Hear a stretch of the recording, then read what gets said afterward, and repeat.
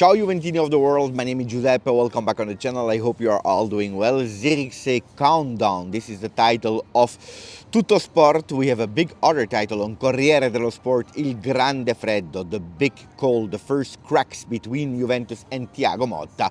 And in Gazzetta dello Sport, where they are speaking about Juve, so really far in their page, they are actually saying Rivoluzione in Difesa, revolution in defense. We will speak about all these topics in this video. First of all, I'm asking you to put a maximum of like. Don't forget to subscribe to the channel. I'm still in Riyadh. Today is my last day. You see it? I have my beanie, I have my sweater, I have my jacket. Don't believe, guys, that in Saudi Arabia it's always 50 degrees. It's winter. It's not freezing, let's not lie. It's okay, but in the shadow with the dry wind, it's cold. So in the morning, you need to be well prepared. Then in the afternoon, it starts to warm up a bit. Then in the evening, it's again cold. So it's difficult because you always need to have like 2 outfits with you if you go out in the morning for your hotel and you don't come back. I know, you don't care. You want to speak about Juventus Football Club. So we will speak about our Bianconeri and much more. Look, today I'm extremely sad, I tell you the truth. For what reason? Because today it's the final. I will assist to the final. So it will be my third game in 1 week after Inter-Atalanta, Juve, Milan. Today it will be the Derby della Madonnina in Saudi Arabia, again in the same stadium, the stadium of Cristiano Ronaldo Al Nasser. I'm sad because today Juventus is not playing. That would have been the dream for me, dream for the channel, so that I could have brought you a huge vlog of Juve.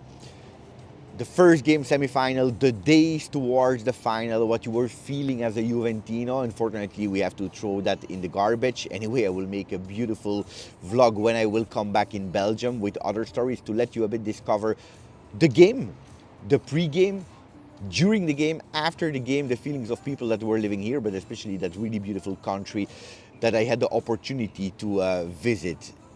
So we'll adapt. This is what we have to do. Like Thiago Motta will need to adapt because probably this is not the results that he wanted so far in the season. We are today the 6th of January. I'm sure that we were expecting something better in Serie A. We would probably have expected something better in Supercoppa.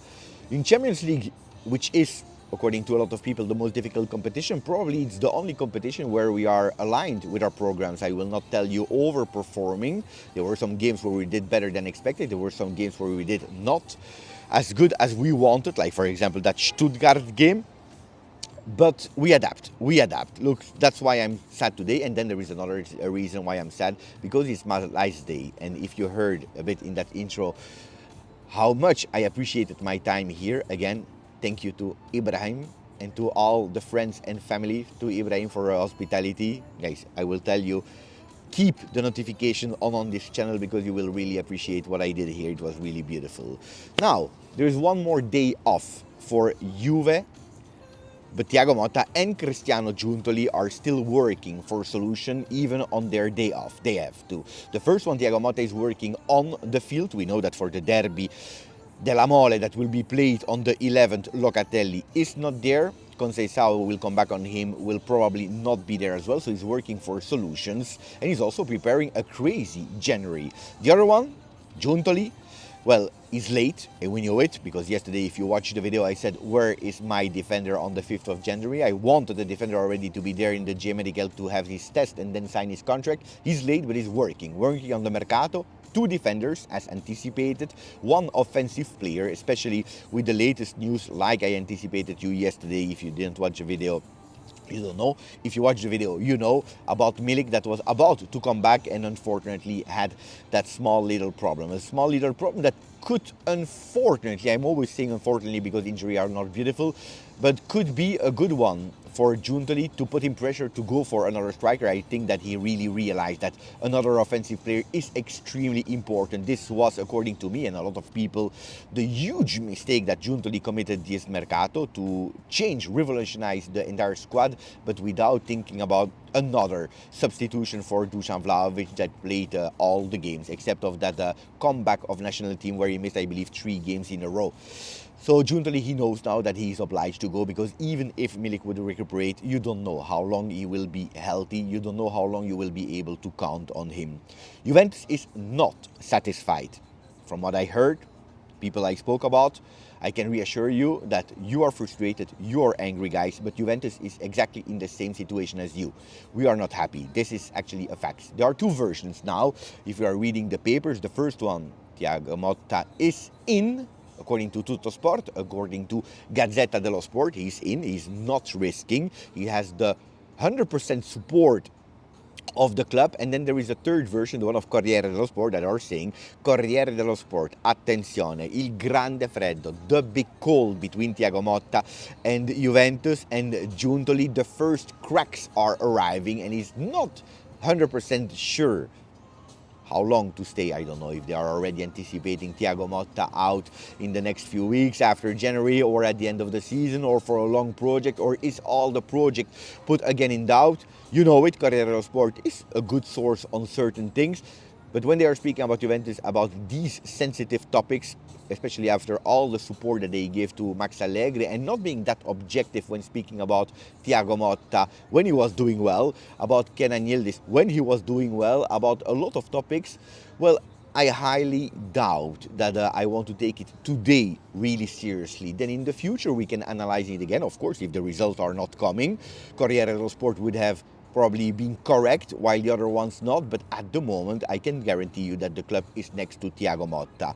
One of the few examples that I want to give you about that before entering the Mercato topics is that I was at the game Juve-Milan. When we score and we open the goal with a fantastic, beautiful goal after an assist of Bangula from Kenan Yildiz, that was playing for his very first time as a starter on the right side of the field, he celebrated in that corner with the supporters, with the team next to him. And I have the images because I was lucky enough to film that part, so probably I will put it in the vlog. You will see a Kenan Yildiz that when everyone is going back to the center of the field, he's going isolated before the other ones. He's going to Thiago Motta and he's giving him a huge, big hug. You will tell me, Beppe, what do you mean? Well, you know that that Kenan Yildiz was not supposed to start that game. He was on the bench with Conceicao that should have started. Conceicao, small problem, he doesn't start. Kenan Yildiz is playing, he's scoring, and goes immediately his first reaction to Thiago Motta to hug him, to show also that unity between the locker rooms, the players, and Thiago. So there I don't feel any crack at the moment, at least not with Yildiz, at least not with Bangula, at least not with a lot of players. Maybe Dusan Vlahovic, but we'll come back when we will speak about Mercato in a second. Yesterday we said, before Mercato, but because that if we believe that Mercato will solve all the problems of the Juventus, we will be wrong. We will have wrong expectations. But before that, we need to make what we have work. And one of the players that we need extremely fast to make it work, even more than Koopmeiners seriously, is Douglas Luiz. Douglas Luiz, that if we are looking at the games that he played, in average in these games, he played 13 minutes per game, which is really low for one of the biggest investments of this Mercato. Thiago Motta needs to make him work. The injuries are in the back for Douglas. It's over, he's healthy, we saw him entering in the last few days. It could even possibly be one of the starters for the Derby della Mole. Now it's time for him to play. Juventus, they have absolutely no intention to decrease the value of that player, because if he doesn't play until the end of the Mercato, the player will have lost so much value that it's not even beneficial to sell him in the summer. So they have really that objective to insist now that the player is available. Giuntoli, he's working. I told you, he's late, but he's working on the Mercato. He understood that it starts to be a bit more difficult than expected between him and Milan for Tomori. Tomori already received an offer, or at least Milan received an offer from Giuntoli for Tomori from 25 million euro. They were thinking about it. They were even open about it. The player was pushing for it. Change of coach. Tomori is playing. Probably today he will again play as a starter. Maybe today, I hope so, in a way. They will lift the trophy, and you never know. So he knows that it's difficult. They will wait until after the final to take a final decision, final offer. Let's see if yes or no there is still an opening for Tomori. But at today, Tomori is much further away than before traveling to Saudi. He wants to push for Hancko. Understanding that it's difficult for Tomori, he wants to push for Hancko, and he wants to take that money from three objectives. First, saving on salary with Arthur. That will not be peanuts. It will not be that easy to sell, to loan Arthur Betis Sevilla was on the player. They are looking for other players. Maybe Lefebvre from Roma. It's more and more difficult. So finding a solution for Arthur to save the salary there. Saving the salary, a big salary, for the second part of the season for Danilo, if he leaves in January. But not only that, also in selling him. And this is actually the point where we are with Danilo. Juventus, they said, okay, if you want to leave, we need some money. Not a lot, even if it's 3 million, 2 million, but we need something, otherwise you don't go anywhere. I don't know if it's the right strategy or not, but that's where they try to recuperate some money. And then Fagioli, that West Ham, we said it yesterday. Ibrahim said, Beppe, you know it, huh? There is always a West Ham around the corner. This time it could be in our favor, because West Ham is probably the team that is the most on Niccolò Fagioli already for January. Not Napoli, that was like we were speaking a few weeks ago. So Fagioli leaving, and that is total profit on salary. That is not that huge, honestly, but especially in how much you will sell him. 25 million euro. It's all coming back in the bank of Juve. So these three players are the first objectives, to take some money to go for Hancko, and anticipating what could have been written in 25-26 season. Then, of course, there are other names like Araujo from Barcelona, but only on loan. New name, Danso from Lens, but also there on loan. The only sacrifice that they want to do financially, increasing a bit their bid, and maybe even go for a permanent signing immediately now, is for Hancko. Otherwise, the other ones are loan with option, loan with maybe an obligation at some targets. And then there is also the name of Antonio Silva. But these three names at the moment are there if Hancko will not be unlocked, always having in mind that there is a second name that we need to have, because we said it in the beginning of the video, 2 defenders and 1 striker. Speaking about a striker, so I hope you are still enjoying. I hope that you didn't forget to put that maximum of like. We go with Zirkzee. Zirkzee, that is on the front page of Tuttosport. Zirkzee countdown. Conto alla rovescia. Why? Because yesterday again we heard Amorim after that 2-2 against Liverpool. Beautiful game, that said, look, I would like to keep Zirkzee, but Mercato is open, you never know. So let's see, let's wait and see. Was not really a confirmation that we want to have him at all costs, that we want to keep him at all costs. I think that it's really like that. If we have the right offer, Zirkzee could possibly leave, and that's why today a lot of papers are linking Zirkzee already in January to Juventus to help Thiago Motta, but also to help Dusan Vlahovic, according to Tuttosport, because we know it, Zirkzee, and I told you many times, will never be the one-on-one replacement of Dusan. So it's not Dusan out, Zirkzee in, and we solved all the problems. They know it, they are aware that Zirkzee is not the bomber of 30 goals per season that will sub Dusan. Does that mean that Dusan problems are all gone? Absolutely not. You continue to read of Kolo Muani, and it's a reality. The first one that we're saying it was on Juventus on the 13th of December, and I told you here also on the channel, pay attention to Kolo Muani. That is extremely followed by Juve. They really have that player in target, maybe on loan for now. It will not be a loan between, or a swap between Kolo Muani and Dusan Vlahovic. This is not. So how can possibly Dusan Vlahovic leave Juventus in January? It's Arsenal. It's always Arsenal. It has always been Arsenal. That is step by step increasing a bit their offer, because they see a real possibility to put a bit of new blood in their team to continue to compete with Liverpool, that yesterday, for example, drew.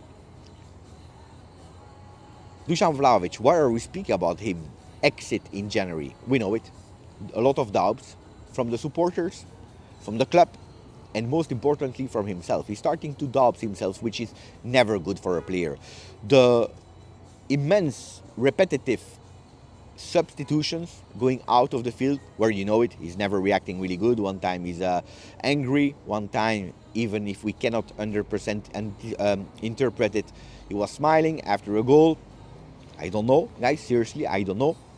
The criticism that he's receiving, the fact that he's not immune to criticism, is something that is really hurting him a lot, like that fight with the supporters of Curva Sud a few weeks ago. Like his post on Instagram on the 1st of January, I believe the 3rd slide was haters on top of the hill, dreams below, at the bottom of that hill, and then he said me, like, you know, skiing below, which was really strange to post on the 1st of January, because that means you're thinking about the haters. So he has really difficulties. The misses What a miss again against Milan that could have possibly put Juventus on 2-0. It's not the first one this season, and all these things are there. The gossip, there is new gossip now. I don't know if you followed a bit what was happening around Dusan Vlahovic, with cameras that were showing that he was entering an hotel with blah blah blah. I don't want to go into gossip because it's not respectful for the player. Everyone is doing whatever they want, but of course if the performances are not there, people will speak about it, and it's not a good image. So I was about to forget the most important one, the priority number one, the contract and the salary that is out of proportion for Juve, and at the moment they don't find any solution to extend.